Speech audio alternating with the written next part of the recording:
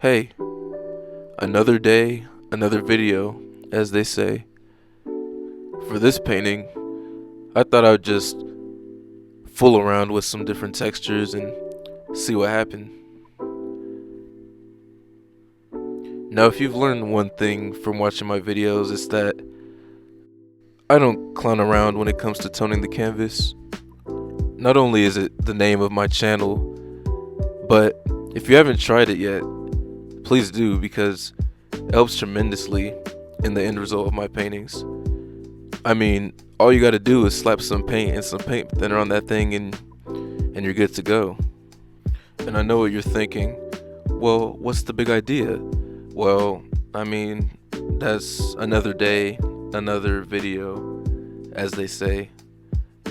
Now, another thing that has greatly changed my painting life is taking great reference photos, which, I mean, if you haven't caught on by now, that's probably one of the most important things when painting realism, I suppose. So, I mean, hop on that too if you haven't already.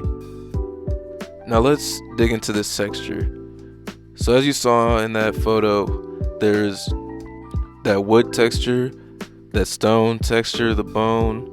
There's a lot of things playing off of each other, if you know what I mean. So you're probably going to want to take advantage of that. Honestly, whenever you have the opportunity where there's interesting textures, you're always going to probably want to take advantage of that. That's the best type of paintings, in my opinion. I mean, there's a time and a place for a textureless painting, and this isn't that time or that place. So I'm just going to hop in and paint the textures that I see. Now, that wood texture took care of itself so beautifully.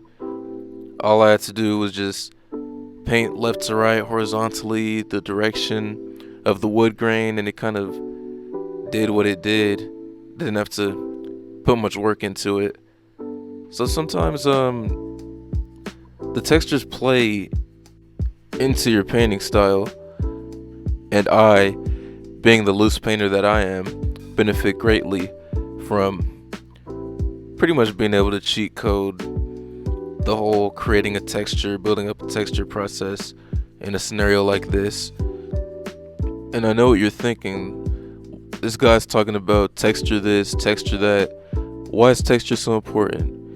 Well, it can make your subject stand out, and it can make your composition look more interesting. And if you want to know my full in-depth explanation about the importance of texture or how to apply texture, I do have a class on Skillshare if you want to check it out, down in the link in the description. But enough of that.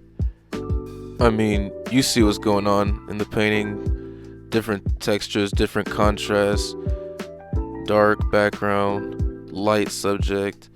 All these little things help create that interest that I keep bringing up. And another thing, a question that keeps getting brought up to me is, how do you find these random things to paint, or why do you paint such random objects? Well, here's sort of my process I go through when I brainstorm. I think, okay, what will look interesting as a standalone subject? Okay, and then I take these standalone subjects and sometimes I put them together, sometimes I leave them by themselves.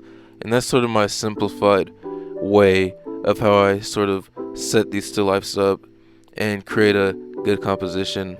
I also have another video on Skillshare about that if you want to check that out, in the link in the description. Wow, so many plugs in this video. I honestly didn't think I would do this, but oh well. So, to sum up what I'm saying in one thing, the moral of the story is that just play around, just mess around with texture and contrast, and don't be scared to play around with things that you haven't tried before. I mean, you see it. This is a very simple painting, but there's still yet a lot going on that makes it stand out. And that's the beauty of painting. honestly. You can create something like this, and something simple, or at least doesn't require as much skill as you would think, but it looks like a very interesting piece of art. Now, don't assume I'm bragging about how great my art is or something, because interesting doesn't always mean good. Interesting can very well mean bad or whatever you want it to mean. Honestly, bad interesting is better than no interesting. Now, there's a great quote right there. You should honestly jot that down. That's one of the better quotes you'll get from me. Don't expect too much from watching these videos. I'm simply an oil painter displaying a time lapse of my art. So when I deliver a Socrates level quote like that, you're really getting your money's worth. Oh wait, this is free. Never mind. Well, it's not the end of the video. Thanks for watching. I mean, you can subscribe, like, comment. I'd appreciate all that, honestly. So go ahead and do that.